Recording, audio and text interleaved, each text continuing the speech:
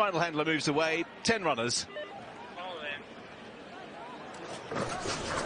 And they're off. High Royal tried to anticipate the start. Charin, who was just rousted for a stride or two, has picked up the bridle well as an Inspiral drops right out the back with Royal Scotsman as they split into two. So Flight Plan up the centre of the racecourse with Big Rock, the second of the greys, Charin, and Poker Face to the left-hand side, in company as well with Royal Scotsman and Witch Hunter. Right-hand side, Audience is cutting out the pace over there and going pretty swiftly.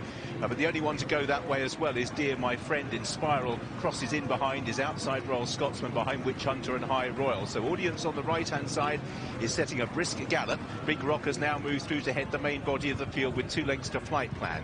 Charin comes next with Dear My Friend towards the right in the pale blue colours. Poker Face in midfield from High Royal, Witch Hunter, Inspiral ridden quietly in company with Royal Scotsman. It's Audience down towards halfway, and those furlongs initially were pretty brisk. Audience leaving from Big Rock, just nudged along. Flight Plan, Charin coming there strongly, the grey in the centre. Inspiral just being asked to make her move towards the near side with Poker Face trying to work into it. At this stage, it is Audience who still has the lead, and that lead is still round about 3 lengths from Charin in second place. Inspiral now being hard ridden with Poker Face. We have a furlong and a half for Audience to last home here. Charin is 4 lengths down, and the pair of them are clearing the lockage. Audience set out to make every single yard. Charin is coming hard now. There's 3 lengths between them, but Audience is out in the lead. Audience by 2 lengths from Charin on the run up towards the line, and Audience will win the lockage.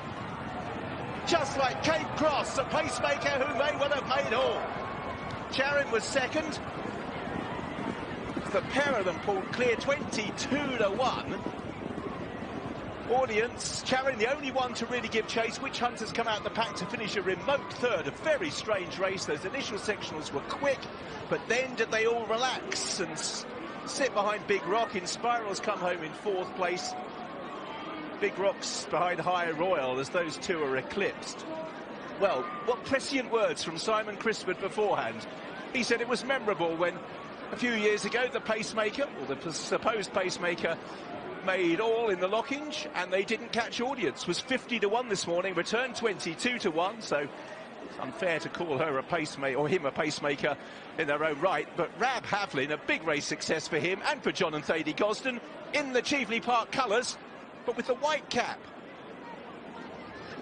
Wow, the audience here at Newbury are silenced. James Doyle saying well done to Rab Havlin, who's won another Group 1. The Gosdens have won this race again. They won it in 1994, well, John did, and they won it last time with Palace Pier. Picking it up here, Jason, he's all alone in the middle of the track, and others are starting to panic. Now, Robert Havlin has been part of the Audience story from very, very early on. I don't think he was the easiest conveyance from A to B very early on, but he's pinched an advantage over there. Everybody else is looking at everybody else, and it took Robert a long, long time to get commissioning up and through the line at the back end of her 2-year-old career at Newmarket for a highest level success. He'll be thrilled with this. Fumes late on, but good enough.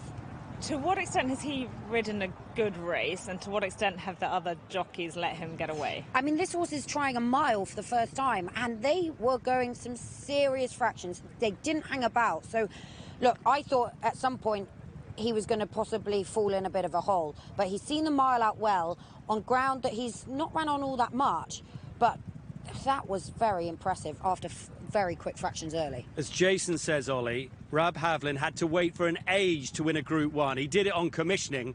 He's won another. Yeah, it's his second Group 1 for Rab. I think many people thought that John and Thady would win for Cheveley Park, but perhaps not with this horse. How much of a surprise was that for you, Rab? Well, it's obviously a nice surprise, but like last year, he was giving himself a chance. I mean, we run him over sprinting trips at the start. Leah's done a great job on him. She rides him every single day. He was a little bit of a thug. But he's run over 7 furlongs, some great races last year, and was really staying on towards the end.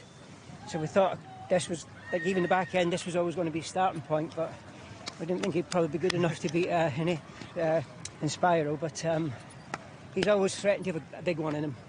Just talk us through the race. Did you slow it down in the middle part? Well, he gave himself a breather. Right. You can a little bit of a passenger on him. You just let him get on with it. You try and organise him. we've learned through experience. We don't try and organise him. We let him just do what he wants. And you know, just towards the end, he tried to kind of run around a bit, but he can go left and right, and there's no right or wrong way with him. But super talented, and you know, thanks to the Thompsons for keeping him in training. And just quickly, I know that people will be a bit surprised by the result, given his market price. Would it be wrong to underestimate this performance, do you think? It's his first run over a mile. And last year, at the start of the year, he would never have got a mile. He was just too, like a bull in a china shop. But since we started letting him get on with it, he's come back at the winner a couple of times last year.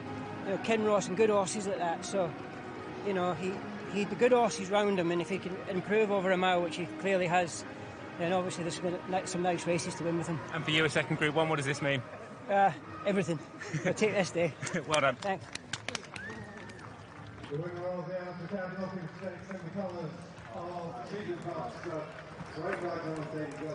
Led in by Lear there. The winner of the Al Shakab Lockinge was 40-1 with Ladbrokes, 50-1 pretty much across the board this morning. Someone fancied him because he's gone off at 22-1. Sharon just couldn't reel him in. Well back second at 4-1, which Hunter